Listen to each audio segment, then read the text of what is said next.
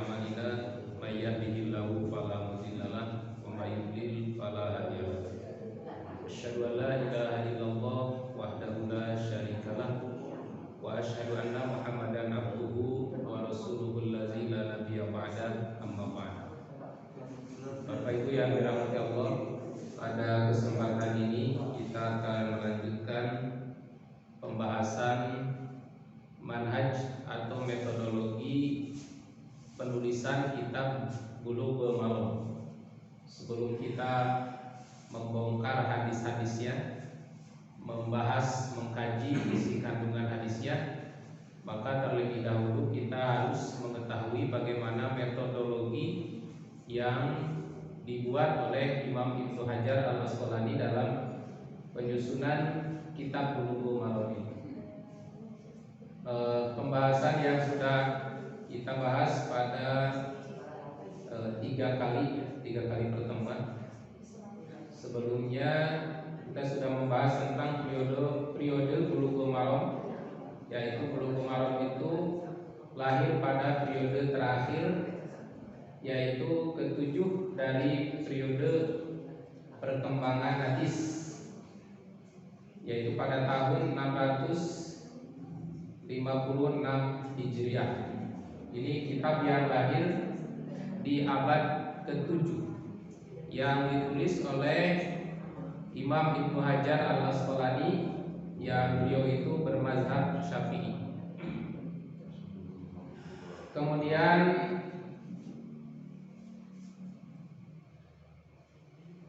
isi kandungan dalam kitab Bulughul Maram itu ada 16 bab, ada 16 kitab, terdiri dari 97 bab dan 1580 hadis.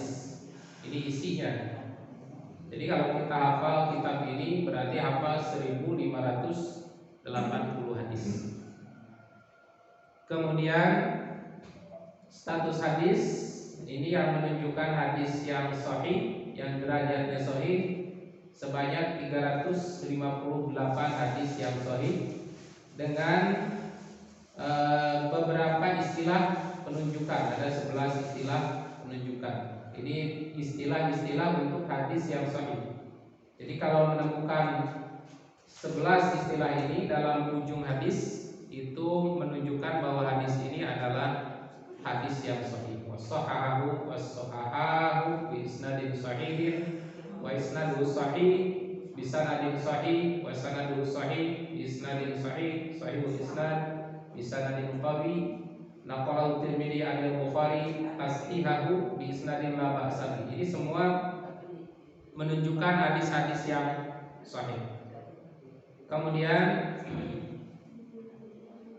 yang menunjukkan hadis hasan, ini juga masih bisa dipakai. Ada sebanyak 51 hadis hasan dengan keterangan hasan seperti ini: sanahu isnadin hasan atau isnaduhu hasan. Kemudian status hadis yang dhaif, ada 16 istilah yang digunakan oleh Imam Ibnu Hajar Al-Asqalani untuk menunjukkan hadis-hadis yang dhaif. Jadi kalau menemukan salah satu dari ke-16 istilah ini, maka menunjukkan hadis ini hadis yang dhaif. Nah, tapi dalam pengambilan atau pengamalannya tergantung kedhaifannya nanti. Ada yang dhaifnya parah sekali, ada yang dhaifnya sedang, ringan, ada yang dhaif tapi terangkat oleh hadis yang lain. Jadi tidak semua hadis dhaif itu harus dibuang.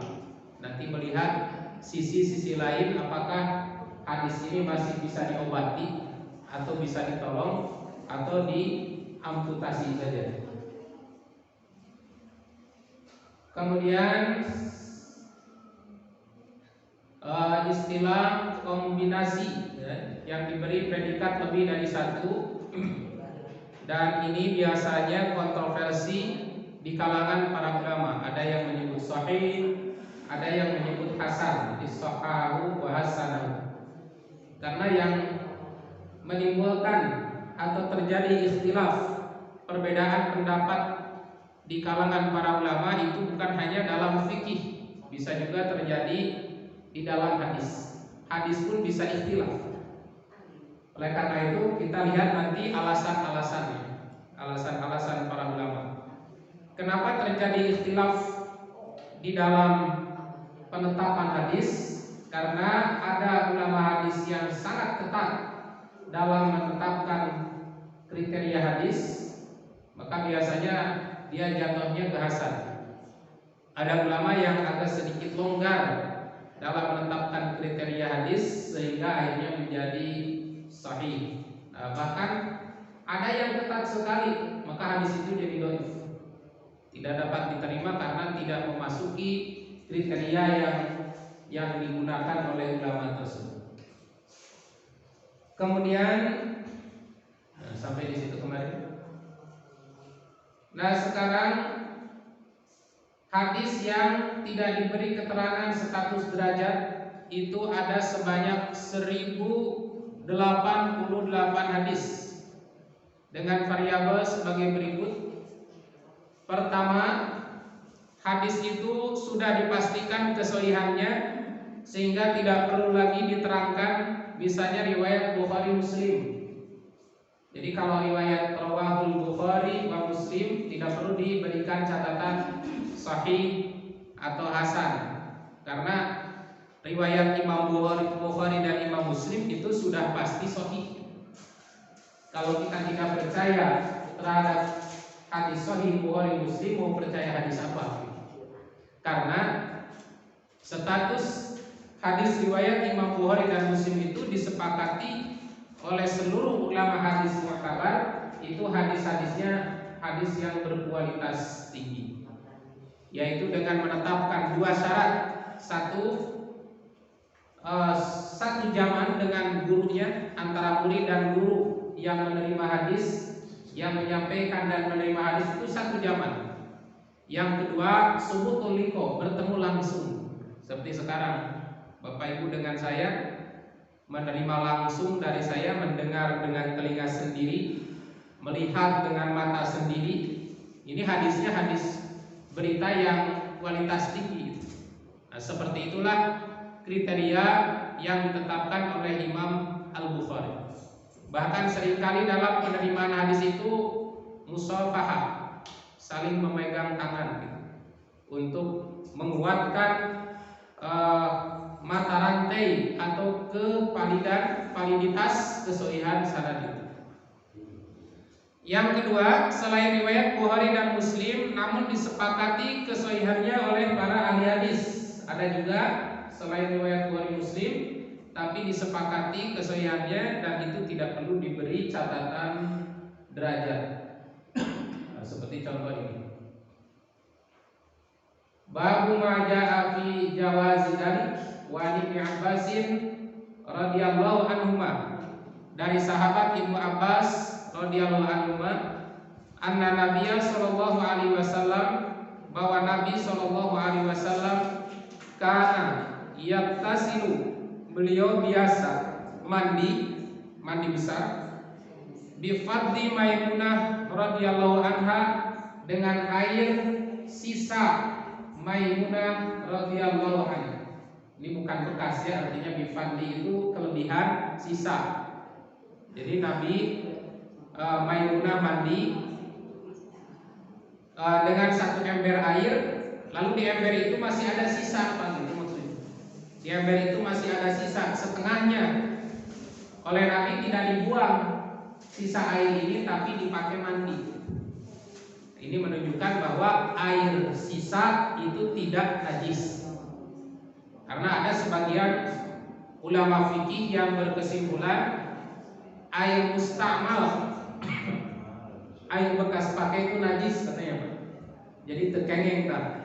Air yang bekas pakai, bekas wudu di kobok itu, bekas mandi dipakai, itu hukumnya najis.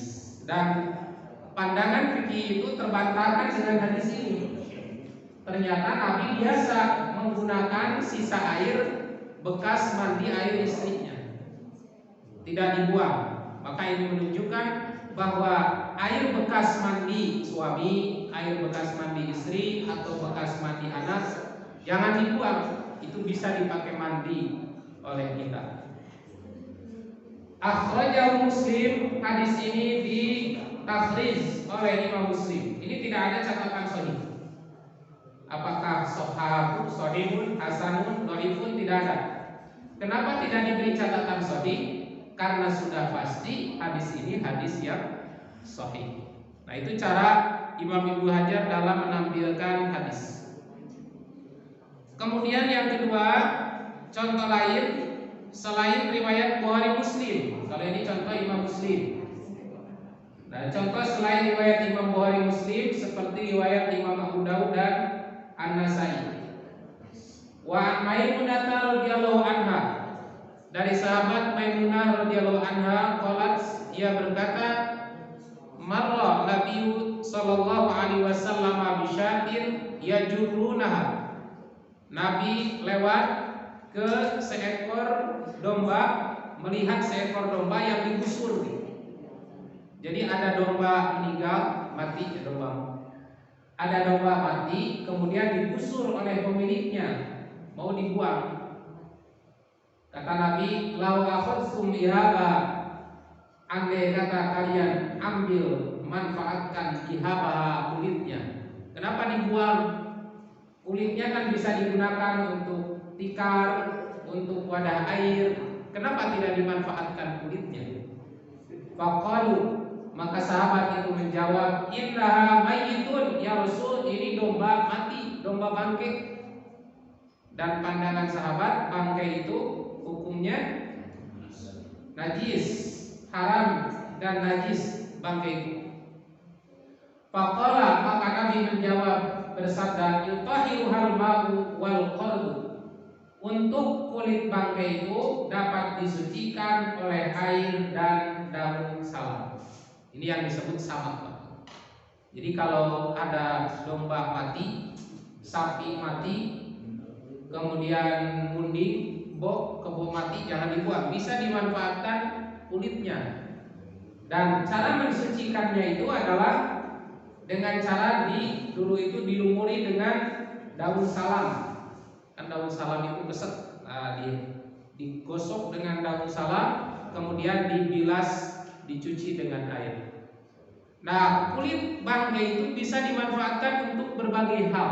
Kalau dulu dipakai tikar, dipakai wadah air. Nah, kalau sekarang mungkin dipakai sepatu, ya, dipakai jaket, dipakai dompet, dipakai sabuk, silakan. Dengan catatan harus disamak dulu dengan dilumuri, digosok dengan daun salam, kemudian airnya. Akhrajahu Abu Dawud, hadis ini diriwayatkan oleh Imam Abu Dawud, Wan Nasai dan Imam Nasai. Apakah hadis ini sahih atau dhaif? Di sini tidak diberi keterangan. Nah, ketika tidak diberi keterangan sahih, tidak diberi keterangan dhaif, ini menunjukkan hadis ini sudah pasti. Hadis ini sudah pasti kesahihannya, sehingga tidak perlu lagi ada penjelasan derajat hadis. Nah, itu metode Imam Ibnu Hajar Al-Asqalani di dalam menampilkan hadis yang sudah pasti diterima oleh para ulama hadis. Kemudian selanjutnya ada istilah kombinasi mukharrij. Kombinasi mukharrij. Mukharrij itu penerbit, kharaja itu keluar. Mukharrij itu yang mengeluarkan hadis. Karena kan ada sanad, kemudian yang kedua ada matan, yang ketiga ada mukharrij. Ya seperti contoh ini. Nah, ini Abizar, ini sanad. Dari di atas, di bawah Abizar ini masih banyak lagi ke sini. Kemudian yang ini matannya, teks hadis. Kemudian rawahul khamsah seperti Imam Ahmad, itu namanya mukharrij hadis. Artinya dia bukan hanya meriwayatkan hadis, tapi juga mengumpulkan hadis.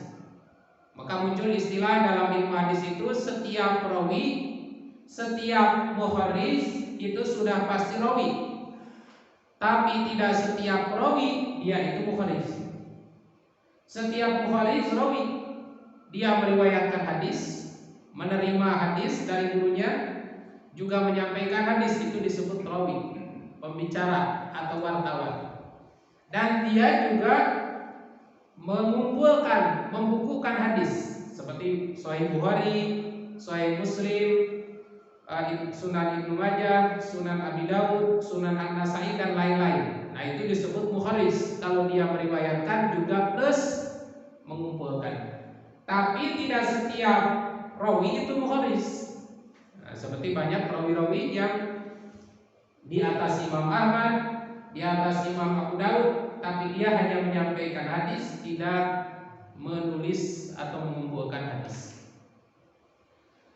Nah, hadis-hadis yang dihimpun oleh Imam Ibnu Hajar di dalam kitab Bulughul Maram bersumber dari 85 sahabat dengan rating tertinggi adalah Abu Hurairah. Dia ada 85 sahabat yang diambil hadisnya oleh Imam Ibnu Hajar, dan paling tinggi, paling banyak bersumber dari Abu Hurairah sekitar 200 hadis. 200 hadis dari Abu Hurairah. Dan rating terendah dari Mu'aqib bin Abu Fatimah Ad-Dausi hanya 1 hadis saja yang dimuat dalam kitab Shalah. Nah, jadi kalau kita mencari rawi ini, Mu'aqib itu hanya 1 hadis ini saja yang diriwayatkan oleh beliau, tidak meriwayatkan hadis yang lain.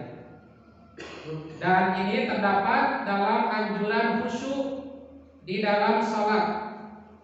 Wa Abi Dzar radhiyallahu anhu qala, dari Abu Dzar semoga Allah meridhoinya berkata, qala Rasulullah sallallahu alaihi wasallam, idza qama ahadukum fis shalah, kalau kamu berdiri dalam salat, fala yamsahil hasa, jangan mengusap-usap pasir. Kenapa dilarang mengusap pasir? Karena dulu di Masjid Nabi dan di sejumlah masjid yang lain belum ada keramik, belum ada sajadah, belum ada karpet tikar. Kalau sekarang mah di masjid di Saudi itu karpetnya bagus-bagus, karpetnya mahal-mahal ya. Kalau zaman dulu mah boro-boro pasir langsung, makanya para sahabat Nabi juga sujud langsung ke tanah. Ketika sedang sholat, sahabat itu beres sujud usap itu pasir karena nempel. Sujud bangkit usap pasirnya. Kata Nabi, fala yamsahil haso, kalau kamu sedang berdiri dalam sholat, jangan mengusap-usap pasir. Fa inna rahmata tuwajibu, karena rahmat itu sedang berada di hadapannya. Jadi biarkan saja. Sekarang banyak masjid yang tidak menggunakan karpet, tapi ada juga yang digelar saja karpet, tapi dibersihkan setiap hari, disedot, disemprot, nggak ada masalah. Kalau kita mau buka karpet, dengan catatan setiap hari disemprot, dibersihkan. Alhamdulillah, yang buka karpet aman, tidak ada apa-apa. Nah, di zaman Nabi tidak ada langsung sujud, atau sekarang sujud langsung ke keramik, banyak debu, tidak perlu diusap, karena itu adalah rahmat. Nah, di sini contoh menggunakan istilah kombinasi rawahul khamsah bi isnadin sahihin wa zada Ahmad. Lengkap penjelasannya. Rawahul khamsah, hadis ini diriwayatkan oleh imam yang 5 dengan sanad yang sahih, ditambah oleh Imam Ahmad. Wahidatan auda wa fi sahih al-Mu'aqib nahwahu bi ghairi taklil, dalam kitab sahih dari sahabat Mu'aqib sama redaksinya dengan hadis di atas, bi ghairi taklil, tanpa ada taklil. Nah, ini satu hadis yang hanya diriwayatkan oleh seorang sahabat. Kemudian ada berapa banyak mukharrij? Mukharrij itu penerbit ya, penerbit hadis dalam kitab Bulughul Maram.